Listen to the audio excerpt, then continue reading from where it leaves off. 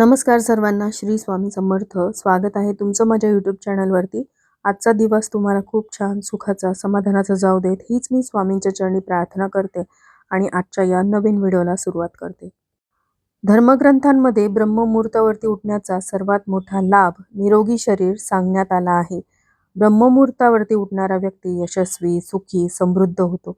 कारण लवकर झोपेतून उठल्याने दिवसभरामध्ये कोणकोणती कामं करायची आहेत याची मांडणी करण्यासाठी पुरेसा वेळ मिळतो. त्यामुळे जीवन केवळ यशस्वी होत नाही, तर शारीरिक आणि मानसिक स्वरूपात स्वस्थ राहणारा व्यक्ती सुखी आणि समृद्ध होऊ शकतो. कारण तो जे काम करतो त्यामध्ये त्याची प्रगती होते. यश अशाच व्यक्तीच्या पदरात पडते जे वेळेचा सदुपयोग करतात. यामुळे जीवनामध्ये स्वस्थ आणि यशस्वी राहण्यासाठी ब्रह्ममुहूर्तावरती झोपेतून उठावे. आणि जर तुम्हाला आता ब्रह्ममुहूर्ताबद्दलची माहिती आहे, तर ब्रह्ममुहूर्तावरती उठल्यानंतर तुम्ही अगदी पलंगावरती बसल्या-बसल्या 7 दिवस हा जो उपाय आहे तो करून बघायचा आहे. हा उपाय केल्याने तुमच्या मनातील कठीणातील कठीण इच्छा, प्रार्थना जी आहे ती पूर्ण होईल. देवापर्यंत तुमची इच्छा जी आहे ती जाईल आणि तुमच्या आयुष्यामध्ये चमत्कार झाल्याशिवाय राहणार नाही. आणि म्हणूनच ब्रह्ममुहूर्तावरती उठून हा उपाय कशाप्रकारे करायचा आहे, कारण हा उपाय करण्याची एक योग्य पद्धत आहे आणि त्या ठराविक वेळेतच हा उपाय जो आहे तो आपल्याला करायचा आहे. तर ही सगळी माहिती तुम्हाला जाणून घ्यायची असेल, इच्छा, मनोकामना तुम्हाला पूर्ण करायच्या असतील, तुमची प्रार्थना ईश्वरापर्यंत पोहोचवायची असेल, तर हा व्हिडिओ तुम्ही स्किप न करता शेवटपर्यंत बघा. चॅनलवरती पहिल्यांदा असाल तर सबस्क्राईब करा आणि असेच नवनवीन माहितीपूर्ण व्हिडिओ बघण्यासाठी बेल आयकॉनलाही क्लिक करा. त्यामुळे जेव्हाही मी नवीन व्हिडिओ अपलोड करेल तेव्हा त्याचं नोटिफिकेशन सर्वात आधी तुम्हाला मिळेल आणि तुम्ही माझा एक पण व्हिडिओ मिस करणार नाही.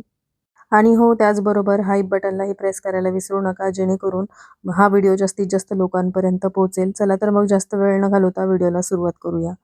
तर पहा, ब्रह्ममुहूर्तची वेळ आहे ती पहाटे 3:30 ते 5:30 पर्यंतची वेळ असते.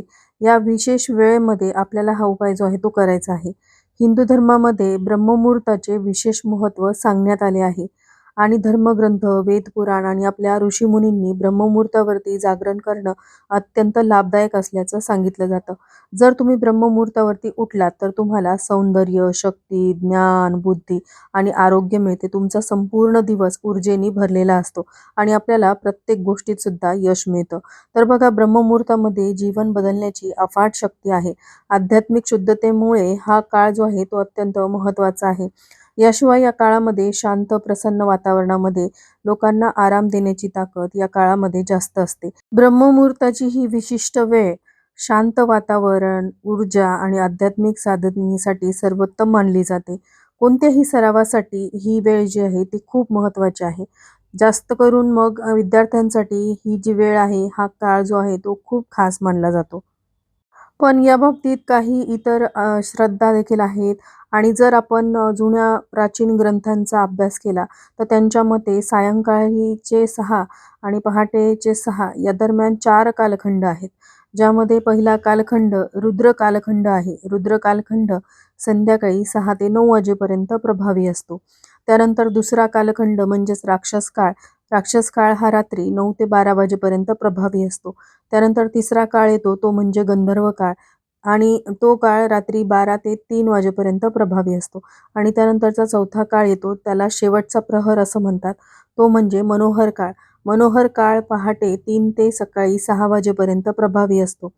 ब्रह्ममुहूर्ताच्या वेळेच्या बाबतीत काही समजुती आहेत. जसं की मनोहर काळ म्हणजे फक्त पहाटे 3 ते सकाळी 6 वाजेपर्यंत असतो.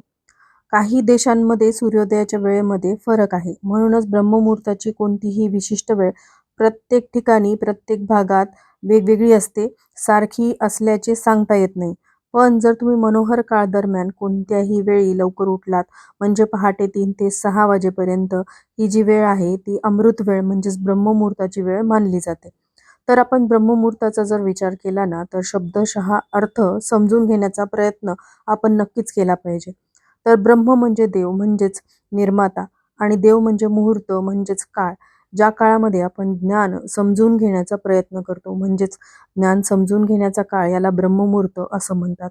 आणि आपल्या हिंदू धर्मशास्त्रांमध्ये ब्रह्ममुहूर्ताची खूप चर्चा झाली आहे. खूप त्यावरती माहिती देखील सांगण्यात आली आहे. ब्रह्ममुहूर्तावरती विश्व आणि दैवी शक्ती जी आहे ती जागृत असते आणि ती वातावरणामध्ये सतत फिरत असते. आणि जर तुम्ही या काळामध्ये जागे झालात तर याचा अर्थ की दैवी ऊर्जा तुमच्याशी संपर्क साधू इच्छिते. आणि म्हणूनच तुम्ही या काळात जागे झालात आणि ध्यानासारखे शुभ कार्य कराल तर तेव्हा तुमचे शरीर ऊर्जेने भरलेले असेल. यावेळी वाहणाऱ्या हवेला अमृतवायू असं म्हणतात, कारण सर्व प्रदूषण आणि दूषित हवा जी आहे ती निघून जाते आणि ऑक्सिजनच्या स्वरूपामध्ये आजूबाजूच्या वातावरणामध्ये सभोवताली उपस्थित राहते. आणि रात्री धुके पडल्यामुळे वातावरणामध्ये दिवसाच्या तुलनेमध्ये खूपच थंडी आणि आल्हाददायक वातावरण असतं. त्यामुळे हे वातावरण पूर्णपणे शांत, स्थिर असतं आणि यावेळी जाग आल्यामुळे आपल्या मेंदूच्या सर्व क्रिया देखील पूर्णपणे शांतपणे आपण करू शकतो. जर तुम्ही यावेळी अभ्यास केला, कोणतंही नियोजन केलं, मुलाखत घेतली किंवा ध्यान केलं तर तुम्हाला त्याचा खूप चांगला फायदा होतो. आता तुम्ही ही म्हण ऐकली असेल, की लवकर झोपणे, लवकर उठणे ही यशाची पहिली पायरी आहे. तर हो, म्हणून जर तुम्हाला यशस्वी व्हायचं असेल ना, तर ब्रह्ममुहूर्तावरती उठण्यास सुरुवात करा आणि मग बघा फरक. यामुळे तुम्हाला खूप यश मिळेल. खरं तर प्राचीन काळामध्ये वीज नव्हती, प्रकाश नसताना लोक सूर्यास्तानंतर झोपायचे. सूर्योदयापूर्वी म्हणजे ब्रह्ममुहूर्तावरती उठायचे. हे निसर्गाशी सुसंगत होतं. त्यांनी चालण्याची पद्धत विकसित केली होती. म्हणून जो निसर्गाशी सुसंगतपणे चालतो तो नेहमीच निरोगी राहतो. आणि असेही दिसून आले आहे की सकाळी लवकर उठणारे लोक इतरांपेक्षा निरोगी राहतात आणि बहुतेक वेळा रात्रीच्या शिफ्टमध्ये काम करणाऱ्या लोकांना आरोग्याच्या तक्रारी, आरोग्यासंबंधित समस्यांना तोंड द्यावं लागतं. याचा अर्थ असा आहे की जर तुम्ही निसर्गाशी सुसंगतपणे राहिलात तरच तुम्ही निरोगी राहू शकता. पण जर आपण निसर्गाच्या विरुद्ध चालायला सुरुवात केली तर आपल्याला अनेक शारीरिक तसंच मानसिक समस्यांना तोंड हे द्यावं लागतं. आता ब्रह्ममुहूर्त म्हणजे काय हे आपण बघितलं, त्याचं महत्त्व काय हे देखील आपण बघितलं. आता आपण बघणार आहोत की ध्यान कसं करायचं किंवा ध्यान पद्धतीबद्दल आपण जाणून घेणार आहोत. तर सर्वांना माहिती आहे की सकाळची वेळ ध्यानासाठी सगळ्यात उत्तम मानली जाते. म्हणूनच अशा ध्यान पद्धतीबद्दल आपण आज बोलणार आहोत, जे विशेषतः ब्रह्ममुहूर्तावरती केलं जातं. आता ही पद्धत काय आहे? तर ही पद्धत 7 दिवस आपल्याला करायची आहे. दररोज केली, 7 दिवसात केली तर तुम्हाला या पद्धतीचं किंवा ह्या उपायाचं फळ मिळू लागतं. विशेषतः तुमच्या कोणत्याही इच्छा किंवा कोणत्याही प्रार्थनेसाठी तुम्हाला ही खूप उपयोगाची पडू शकते. तुमची सेवा जी आहे किंवा तुमची जी इच्छा मनोकामना आहे, ती ईश्वरापर्यंत पोहोचण्याचा हा सर्वोत्तम मार्ग आहे. त्याचबरोबर हा उपाय किंवा ही पद्धत पूर्णपणे सांगण्यापूर्वी थोडीशी सावधगिरी बाळगणं महत्त्वाचं आहे. जसं की ज्यांना हृदयाशी संबंधित समस्या आहेत, हृदयाशी संबंधित कोणताही आजार आहे किंवा ज्यांना रक्तदाबाची समस्या आहे, त्यांनी ही पद्धत किंवा उपाय जो आहे तो अजिबात करायचा नाही. कारण या पद्धतीमध्ये आपल्याला आपला श्वास रोखून ठेवावा लागतो. म्हणूनच आपल्याला काही गोष्टींची काळजी जी आहे ती घ्यायची आहे. ही अतिशय चमत्कारिक पद्धत आहे आणि त्याचे परिणाम खूप लवकर मिळतात. याचं कारण असं की या पद्धतीमध्ये आपले लक्ष जे आहे ते आपण केंद्रित करत असतो आणि आपल्याला ते एका विशिष्ट चक्रावरती केंद्रित करून हे ध्यान करायचं आहे. तर आता हे कोणतं चक्र आहे? तर आपल्याला ते अग्निचक्रावरती केंद्रित करायचं आहे.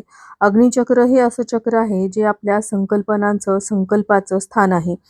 जर आपण या चक्रावर लक्ष केंद्रित करून आपली इच्छा व्यक्त केली, आपण एखादी प्रार्थना केली किंवा एखाद्या गोष्टीचा आपण संकल्प केला, तर तो संकल्प किंवा प्रार्थना ही ईश्वरापर्यंत पोहोचते आणि ती इच्छा मनोकामना लवकरात लवकर पूर्ण होते. कारण हे या चक्राचे कार्यक्षेत्र आहे. आपण याला संकल्प चक्र असं देखील म्हणतो. म्हणूनच या चक्रावर ध्यान केल्याने आपले संकल्प, इच्छा, मनोकामना पूर्ण होतात. जसं आपण कोणताही आदेश दिला तर तो आदेश पूर्ण होतोच होतो. त्याचप्रमाणे सर्वप्रथम तुम्ही तुमची एक इच्छा मनात घ्यायची आहे. जसं की अशी कोणती इच्छा असेल जी तुम्हाला पूर्ण करायची आहे, तर स्पष्टपणे ठरवा की ही माझी इच्छा आहे, ती पूर्ण झाली पाहिजे. कारण त्या इच्छा पूर्ण करण्यासाठी तुम्हाला ही ध्यान पद्धत 7 दिवस सराव पद्धतीने म्हणजे हा उपाय जो आहे तो करायचा आहे. म्हणून सर्वप्रथम तुम्ही मनामध्ये एखादी इच्छा धरायची आहे, ती इच्छा निश्चित करायची आणि मग ध्यान सुरू करायचं. सगळ्यात आधी तर तुम्हाला सकाळी लवकर उठलं पाहिजे. कोणत्याही ब्रह्ममुहूर्ताच्या वेळी उठल्यानंतर ब्रश वगैरे करून, अंघोळ वगैरे करून तुम्ही हा उपाय करू शकता. नाहीतर तुम्ही चेहरा आणि हातपाय वगैरे स्वच्छ धुतले तरीसुद्धा चालेल. त्यानंतर तुम्ही तुमच्या घरातील देवघरासमोर किंवा तुमच्या ध्यानकक्षामध्ये तुम्हाला जाऊन तिथे हा उपाय जो आहे तो करायचा आहे. लक्षात ठेवा, जिथे तुम्ही बसणार आहात ती जागा अशी असावी जिथे खूप प्रमाणामध्ये हवा म्हणजेच ऑक्सिजन जे आहे ते खेळतं असावं. जिथून ऊन येतं कारण आपण ही पद्धत सकाळी ब्रह्ममुहूर्तावरती करणार आहोत. त्यामुळे यावेळी तुम्हाला शुद्ध प्राण हवेची आवश्यकता असेल, म्हणून तुम्हाला अशाच ठिकाणी बसायचं आहे जिथे ताजी हवा, ऑक्सिजन जे आहे ते तुमच्या खोलीमध्ये येत राहील. आणि जेव्हा तुम्ही ध्यानात बसता तेव्हा तुमची कंबर सरळ ठेवायची आहे, मान सरळ करून बसायचं आहे, दोन्ही हात गुडघ्यावरती ठेवायचे आहेत. पाठीचा त्रास असेल तर तुम्ही खुर्चीवरती किंवा भिंतीला टेकून बसलात तरी सुद्धा चालेल. जेव्हा तुमचे मन शांत असते ना, तेव्हा तुमचं शरीर स्थिर होतं आणि आणि तुमचा जो श्वास असतो ना, तो देखील सामान्यपणे सुरू असतो. तेव्हा तुम्हाला तुमचं लक्ष तुमच्या अग्निचक्राकडे वळवायचं आहे. आता अग्निचक्र म्हणजे नेमकं कोणतं चक्र? तर अग्निचक्राचा अर्थ भुवयाच्या मधील जी जागा असते, जिथे आपण टिळक लावतो किंवा महिला कुंकू लावतात, तिथे तुम्हाला लक्ष केंद्रित करायचं आहे. तुम्ही तुमची संकल्पना आणि तुमचे लक्ष त्या जागेवर आणाल आणि तुम्ही तुमचे लक्ष संपूर्ण वेळ तिथेच ठेवाल. आता तुम्हाला तुमच्या मानसिक डोळ्यांनी या जागेचा सतत अनुभव घ्यायचा आहे. जेव्हा तुम्ही तुमच्या मानसिक डोळ्यांनी या जागेचा अनुभव घेत राहाल, तेव्हा तुमचे लक्ष जे आहे ते केंद्रित इथंच तुम्हाला ठेवायचं आहे. मग तुम्ही एक दीर्घ श्वास घ्यायचा आहे आणि दीर्घ श्वास घेतल्यानंतर तो तुम्हाला आत धरायचा आहे. जेव्हा तुमचा श्वास आत धराल आणि तो रोखाल, त्या काळामध्ये तुमचे लक्ष अग्निचक्रावरती देखील केंद्रित होतं. त्यामुळे तुम्हाला तुमच्या आवडत्या देवतेचा किंवा गुरूंचा फोटो तुमच्या अग्निचक्रावरती ठेवायचा आहे. तुम्ही चक्राकडे पाहाल आणि तुमच्या अग्निचक्रावरील तुमच्या आवडत्या देवाचं किंवा गुरूंचं चित्र पाहाल आणि तुमचा श्वास आत रोखून तुम्ही ठेवाल. आणि त्यावेळेस तुम्ही जी प्रार्थना कराल किंवा संकल्प कराल किंवा तुमची इच्छा तुम्हाला परत परत करायची आहे. तुमची कोणतीही इच्छा असो ती एका ओळीत पुन्हा म्हणायची आहे. आणि हे गुरुदेव किंवा हे माझ्या देवा, तुम्ही ज्यांच्यावर विश्वास ठेवता त्यांना माझी इच्छा पूर्ण व्हावी अशी प्रार्थना करायची आहे. आणि जोपर्यंत तुमच्याकडे तो श्वास आत रोखण्याची क्षमता, तोपर्यंत तुम्ही तिला पुन्हा पुन्हा म्हणायचं आहे. तुम्ही तो श्वास तुमच्या आत 10 सेकंदासाठी रोखू शकता. तुम्ही तो 20 सेकंदासाठी रोखू शकता किंवा 20 सेकंदापेक्षाही जास्त रोखू शकता. तुम्ही कोणताही तुम्हाला त्रास न होता शक्य तितका वेळ तुम्हाला तुमचा श्वास आत रोखून ठेवायचा आहे. त्यानंतर तुम्ही अग्निचक्रावर तुमचे ध्यान केंद्रित करायचं आहे आणि तुमच्या मनाच्या डोळ्यांनी तुमच्या आवडत्या देवाचं किंवा गुरूंचं स्मरण करायचं आहे. आता त्यानंतर तुमची इच्छा तुम्हाला पुन्हा पुन्हा ती मनातल्या मनात बोलत राहायची आहे आणि तुमचा श्वास आत रोखून ठेवायचा आहे. जोपर्यंत तुम्हाला तुमचा श्वास रोखता येईल तेवढा वेळ रोकायचा. तुम्हाला असं वाटलं की तुमचा श्वास आता जास्त काळ रोखू शकत नाही, तर हळूहळू तुम्हाला तो तोंडाने तुमच्या बाहेर काढायचा आहे. लक्षात ठेवा की तुम्हाला तुमचा श्वास नाकातून आत घ्यायचा आहे आणि तोंडातून बाहेर काढायचा आहे. ही पद्धत किंवा हा जो उपाय आहे तुम्हाला अशा पद्धतीने करायचा आहे. अशा प्रकारे एक चक्र पूर्ण होतं. त्यानंतर तुम्ही 15 ते 20 सेकंद थोडी विश्रांती घ्या आणि तुम्हाला सामान्य स्थितीमध्ये बसून राहायचं आहे. म्हणजे विश्राम स्थितीमध्ये बसल्यानंतर लगेचच दुसरं चक्र तुम्हाला सुरू करायचं आहे. म्हणजेच तुम्हाला परत एकदा दीर्घ श्वास घ्यायचा आहे. श्वास आत ठेवायचा, नंतर तुमचं लक्ष आज्ञाचक्रावर केंद्रित करायचं आहे. यानंतर तुमच्या आवडत्या देवतेचे किंवा तुमच्या गुरूंचे चित्र तुमच्या मनात तुम्हाला पाहायचं आहे. या सर्व गोष्टींसह तुमची प्रार्थना सुद्धा तुम्हाला पूर्ण करायची आहे. तुमचा संकल्प, तुमची इच्छा तुम्हाला पुन्हा पुन्हा बोलायची आहे जोपर्यंत तुमचा श्वास आत रोखून ठेवाल. जेव्हा तुम्हाला असं वाटेल की हे पुरेसं आहे तोपर्यंत तुम्ही श्वास रोखून ठेवू शकता. जेव्हा तुम्हाला वाटलं तेव्हा तुम्ही तो श्वास जो आहे तो तोंडातून बाहेर सोडायचा आहे आणि नंतर काही सेकंद विश्रांती घ्यायची आहे.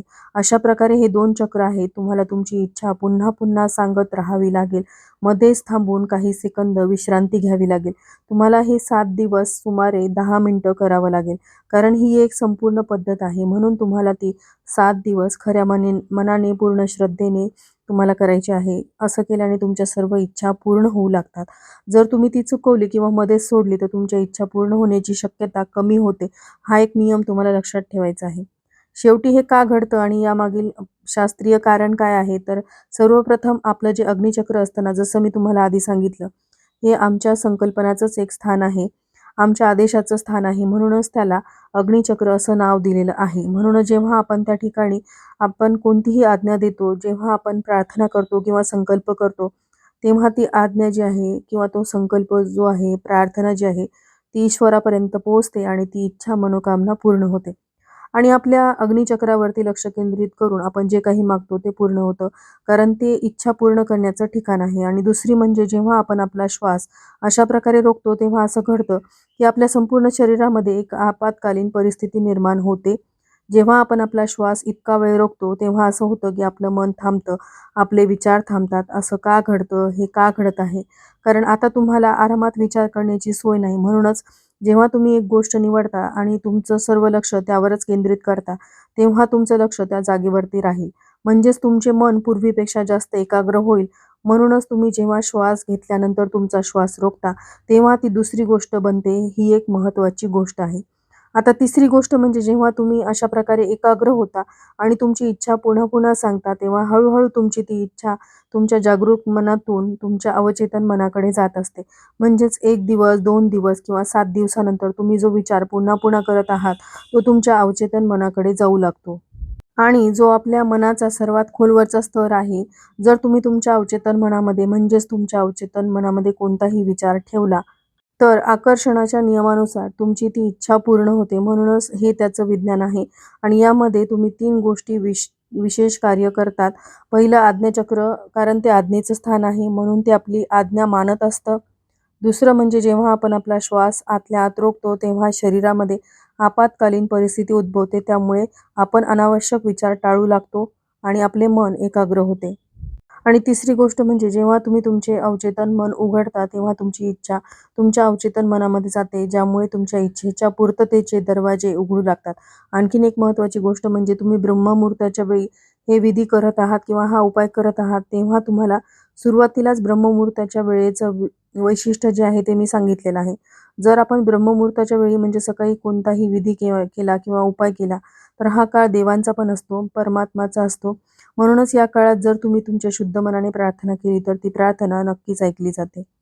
सगळ्यात महत्त्वाचं म्हणजे इच्छा जी आहे ती तुमच्या स्वतःसाठी, तो स्वतःच्या चांगल्यासाठी असावी. इतरांना त्रास देण्यासाठी किंवा इतरांचा वाईट होण्यासाठी ही इच्छा किंवा संकल्प तुम्हाला मनामध्ये धरायचा नाही. अशी इच्छा तुमची कधीही पूर्ण होणार नाही. तर हा व्हिडिओ तुम्हाला महत्त्वपूर्ण वाटला असेल, थोडा जरी आवडला असेल तर लाईक, शेअर आणि सबस्क्राईब करायला विसरू नका. भेटूया तशाच एका नवीन व्हिडिओसोबत. श्री स्वामी समर्थ.